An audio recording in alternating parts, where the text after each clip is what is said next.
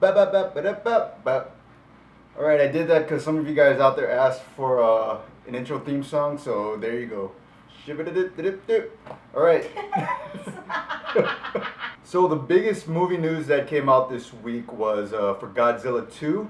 Currently, we have not just a poster with Godzilla on it. We now have posters for the other monsters that Godzilla will be fighting in Godzilla King of the Monsters. King Ghidorah, I think it was, Mothra, and Rodan.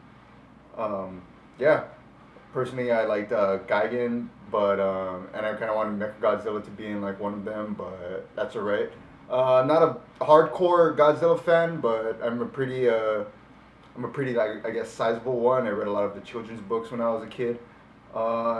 From a non-hardcore fan's perspective, I'm excited for this movie, but I still think that Disney has kind of a hold on like all the adventure movies coming out this year. And when last week I said they should concentrate their efforts on smaller movies, you know, the other studios like Warner Brothers and whatnot. Um, well, Godzilla 2, it's a blockbuster movie, but it is a smaller movie than some of the other movies coming out. But if for some reason in the box office it really blows up, then you know, count me wrong. And the other piece of Godzilla marketing that came out was the Godzilla King of the Monsters trailer. And yeah, it got me pretty hyped for this movie. But the hype kind of wore down towards the end of the week, I guess, like internally. So hopefully Warner Brothers finds a way to keep keep the hype train up. So that was officially the biggest news of this week. Good job, Warner Brothers. Hopefully, you figure out a marketing strategy that works for you best. And like I said, don't try to beat Disney at their game. Just create your own lane and do the best you can with it. I wanted that to be the subject that I ended this video on, but I want to actually talk about something I found out this morning. So as a last piece of marketing push, Sony released one more song from Spider-Man Into the Spider-Verse, and I can't think of the title right off the top of the head. It was like I'm Not Afraid of the Dark or something like that, and it features Lil Wayne, Ty Dolla $ign, and a special guest. And surprisingly, that special guest was XXXtentacion, however you pronounced it. I was really surprised by this because he was such a controversial figure. I never thought he would be in anything mainstream, but I guess Sony trusted his name enough to basically put a song featuring him into a PG-rated animated movie.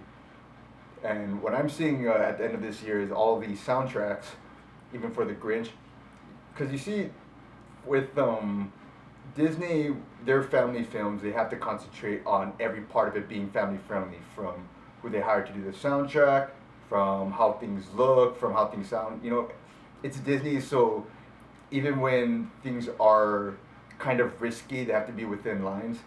And I see Illumination, like companies like Illumination and Sony taking risks. Like Illumination basically had their entire soundtrack curated for The Grinch by Danny Elfman and Tyler the Creator.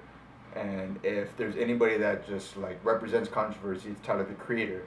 And that's the farthest I thought it was gonna go. But now we have a song featuring XXXtentacion, who, you know, with all his controversies, I didn't think that he would be in anything mainstream family friendly. But if you talk to almost anybody in Gen Z or even younger, Triple X was kind of their Kurt Cobain. Like his legacy to some people was almost on the level of like Amy Winehouse, because he spoke to them in a way that especially my generation can't understand. So, you know, I feel like it was really risky for them, but the fact that when you saw that song come out and had that little bit of like, what, he's in it? That little spark of interest basically gives you that like last minute push to want to see this movie coming out immediately. So I think that was really smart. Godzilla 2's marketing was good, but it was more traditional.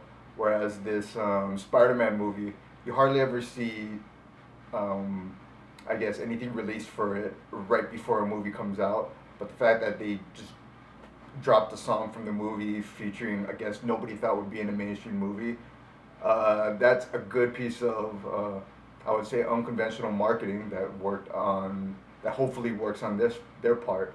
And I wish this movie all the best to take over the box office this weekend. Get all the money you can before Aquaman comes out, cause yeah, Aquaman's gonna rule. All right, that was my video for this week. Let me know in the comments how I did. Try to start a conversation with me, and peace.